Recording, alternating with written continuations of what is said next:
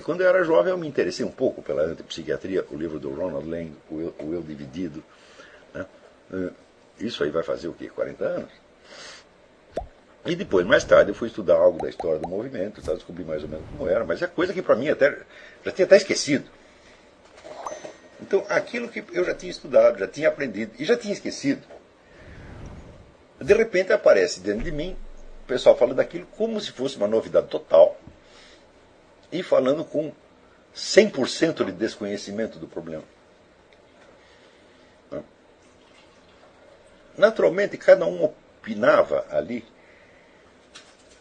desde um ponto de vista inteiramente subjetivo, ou seja, de certos pontos do assunto que tinham chamado a sua atenção. Mas esses pontos podiam não ser aqueles que estavam realmente em jogo. A começar pelo, vamos dizer, pelo primeiro opinador, que foi o Ferreira Goulart. A reforma psiquiátrica incorpora alguns elementos da antipsiquiatria, buscando evitar a internação dos doentes mentais, né? E reintegrá-los nas suas casas, por assim dizer. E o Ferreira Goulart, que tem 2 filhos esquizofrênicos, e já sentiu o problema, falou: meus filhos, isso aí é impossível. Você não pode tratar de 2 esquizofrênicos na sua casa. Uma vez o Ferreira Goulart foi agredido, foi quase morto por um deles. Você sabe o que é isso? Eu já tive maluco em casa, eu sei o que é. A gente não dormia, pô. Ademais, não é só o risco. O problema é o seguinte, é que o universo de significações do doente mental, do esquizofrênico, é um negócio enormemente diluído. Não há propriamente significação. As significações para ele se formam e desaparecem assim, aleatoriamente. Então isso quer dizer que a convivência com esse sujeito dilui o universo de significados. Ele se torna uma força entrópica dentro do meio imediato. Né? Então, imediatamente, a convivência entre as pessoas baixa de nível. E isso aí já basta para destruir, né, inúmeras relações humanas. Então, o Ferreira Goulart, com toda a justiça, ele reclamava disso. Falava: não é possível, nós precisamos, às vezes precisa internar as pessoas. Não é porque a gente queira trancafiá-las, não é porque a gente queira se livrar delas, não é esse o problema. É preciso internar para o bem delas e para o bem das suas famílias. Porque as famílias possam continuar com a sua vida mais ou menos normal, vamos dizer, dentro do seu, de um diálogo compreensível, que não seja diariamente erodido pela intromissão do nonsense total. Né? Por exemplo, em qualquer família, por exemplo, você julga as ações das pessoas, ações, condutas delas, de acordo com um sistema vamos dizer, com um código de valores e expectativas que mais ou menos ali todo mundo conhece. Se de repente um sujeito começa a agir, tá certo? E as ações dele já não podem ser julgadas assim. Isso evidentemente bagunçou toda a convivência. Por exemplo, se você está, vamos dizer, a família está lá jantando e de repente um xinga o outro. Eu digo: se ele fez isso, algum motivo ele tem, ele foi ofendido, aconteceu alguma coisa, é isso que a gente espera. Mas se tem um sujeito que sofre e começa a xingar, você já não sabe o que fazer. Porque aquilo não significa nada. Então a convivência diária com essa pessoa, ela dilui todo o sistema de significação e torna a convivência humana impossível.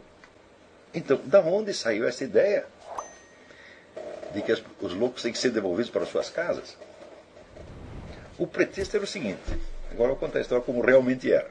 Isso que eu vou dizer, milhares de páginas que rolaram sobre isso nas últimas semanas, mas nem de longe tocaram nesse assunto que eu vou dizer que é a origem do negócio. E depois eu vou escrever um artigo sobre isso, porque é um assunto muito interessante. Na década de 70 aparece esse grupo de psiquiatras, que é o Franco Basaglia, David Cooper, Ronald Lang, que diz o seguinte, é uma tese que depois será subscrita pelo Michel Foucault. O aparato psiquiátrico faz parte, vamos dizer, do aparelho repressivo do Estado. E é usado, vamos dizer, para isolar as pessoas que o establishment não gosta. As pessoas que têm uma conduta divergente. Agora, isso corresponde à realidade? Quer dizer, os hospitais psiquiátricos foram feitos para você trancafiar seus inimigos lá dentro. Existe um lugar no mundo onde isso acontecia realmente. Esse lugar o que era? Os países comunistas. Existem livros inteiros que documentam os hospitais psiquiátricos políticos, onde pessoas inteiramente normais e saudáveis, como por exemplo o escritor Vladimir Bukovsky, foi internado como louco, deram eletrochoque nele, deram injeção de Aldol, deram mais isso, mais aquilo, quer dizer, o sujeito não ficou louco por pouco.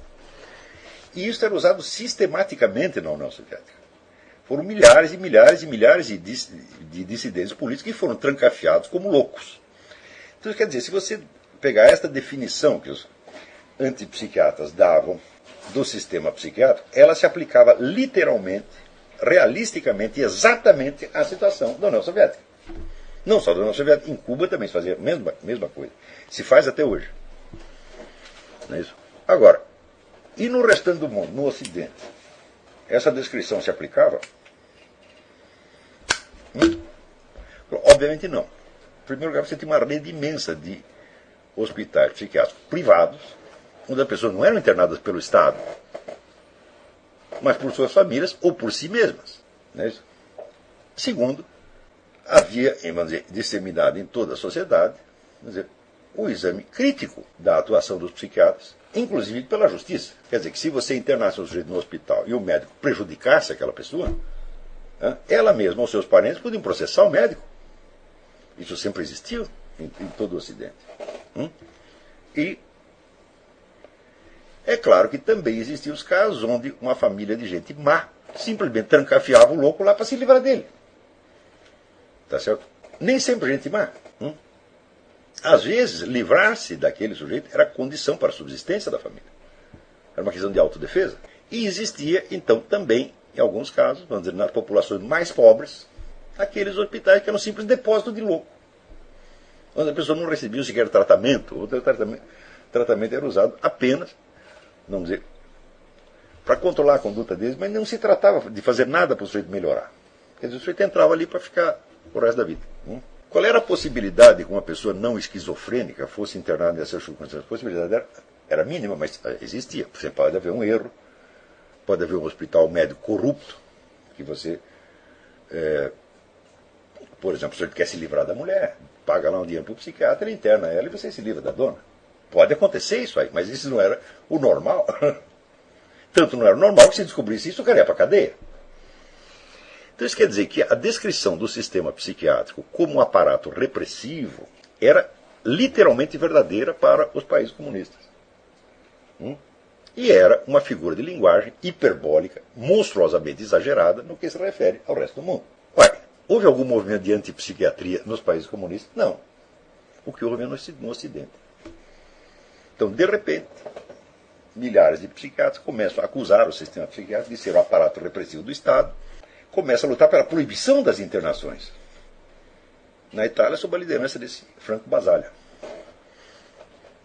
Na Inglaterra, David Cooper e Ronald Lane, que depois tiveram uma influência muito grande aqui também, nos Estados Unidos. E agora esse negócio chegou no Brasil. E estão querendo regulamentar esse negócio na lei. Claro, por iniciativa de um deputado petista. Ora, como é que começou isso? Começou que, quando na Europa e nos Estados Unidos descobriram que os hospitais psiquiátricos soviéticos estavam fazendo, todo mundo ficou escandalizado, e a Associação Psiquiátrica Americana começou a pressionar a Associação Psiquiátrica Mundial para expulsar os médicos soviéticos. E aquela discussão se arrastou, a coisa, foram muitas denúncias que saíram no Ocidente. Até que, mas foi difícil, havia muita resistência contra expulsar os soviéticos. Então, em 1983, os soviéticos finalmente eles se retiraram por conta própria da Associação Psiquiátrica Mundial, para evitar mais vexame. Bom, então aconteceu que simplesmente, sentindo-se, humilhada pela pressão americana e pelas denúncias constantes daquela monstruosidade que eles estavam fazendo nos hospitais psiquiátricos, a União Soviética deu o troco. Franco Basaglia era um discípulo direto de Antônio Gramsci. A reforma da lei psiquiátrica na Inglaterra, na Itália, foi inteiramente iniciativa do Partido Comunista. David Cooper era um agente soviético treinado na União Soviética. E o Leng? Leng era um coitado. Leng era um alcoólatra, totalmente irresponsável, incapaz de ter uma conduta adulta. que abandonava as mulheres, filhos e pacientes, esquecia dos pacientes. Então, era um bocó de mola que foi simplesmente usado para isso aí. Tá certo? Então, 2 agentes comunistas. Um deles treinado na União Soviética. Lançaram essa porcaria da antipsiquiatria para dar o troco. Na base do acuse-os do que você faz. Essa é a história da antipsiquiatria. Agora, em todo o debate que eu vi ali, ninguém lembrou de ver a origem da coisa. Então as pessoas ficam discutindo em tese, por exemplo, se deve internar ou não deve internar. Essa questão não tem solução, porque você não pode internar o louco, de modo geral. Nem interná-lo e nem desinterná-lo. Você só pode internar ou tirar da internação este louco, depois aquele louco, depois aquele louco, um por um. Então, você é a favor das internações, você é a favor dos hospitais psiquiátricos ou não? Ou de tratar o louco em casa? Eu falei, depende do louco. Essa questão não tem solução. Por exemplo, os 2 filhos do Ferreira Goulart falaram, está na cara que eles deveriam ser internados, porque eles tentaram até matar o pai. Tá certo? Tem outros casos, louco manso. Né? Eu tinha um parente que ele tinha o acesso a cada 5 anos. Então, um impulso homicida. Um dia saiu com um machado correndo atrás do outro lá. Né? Felizmente eu não sei porque a única pessoa que ele não atacava era eu. Comigo ele se deu sempre muito bem. Né? Mas, normalmente era uma pessoa inofensiva. Mas como é que você vai saber quando que ele vai entrar em surto? Quando entrar em surto, daí a gente chama, né, a emergência psiquiátrica. Bom, mas chama a emergência psiquiátrica depois dele matar alguém. Né? Isso, então, às vezes acontece. Então, uma vez eu conheci um sujeito que era um homem de 32 anos que estava comendo lá uma menina de 15, na casa da mãe. A mãe era divorciada de um sujeito muito importante. E o pai, quando descobriu aquilo, queria matar ela, queria matar o sujeito. Ele ficou ferocíssimo. Então a mãe das meninas me pediu, fala com o fulano para ele parar de fazer isso, para ele parar de fazer aquilo, para ele largar minha filha em paz, tá entendendo? Eu conhecia mal o fulano e fui falar com ele. Na hora que eu fui falar, eu estava na rua, era de noite, umas 10 horas da noite. Eu vi o olho do sujeito, começou a brilhar, e ele sacou de uma faca e ameaçou me matar ali mesmo. Eu falei, mas fulano, eu estou querendo te ajudar. Né? O homem lá que está querendo te matar, pô. Né? Por que você está bravo comigo? O cara ficou louco. Eu falei, epa. Né? A única coisa que eu pude fazer em minha defesa, eu tinha no bolso um vidro de emulsão de Scott. Então ficou ele com a faca e eu com o vidro de emulsão de Scott. Falei, bom, é a única arma que eu tinha. E o sujeito desistiu, mas obviamente daí, e foi embora, foi para casa da mulher lá para comer de novo a menina. Daí eu telefonei para lá e falei, olha, chama o pronto-socorro psiquiátrico.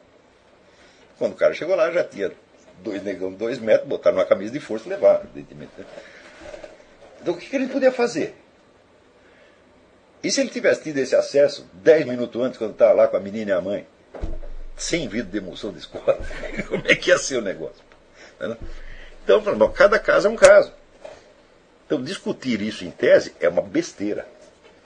Mas, quando você entende a origem do movimento, você entende que ela não foi feita nem para favorecer o louco, nem para favorecer as famílias dos loucos, mas para criar um estado de caos social no Ocidente, como parte da Revolução Cultural, como parte da guerra cultural. Mais ainda, esse movimento da antipsiquiatria não veio sozinho, ele estava ligado com todo o negócio da contracultura.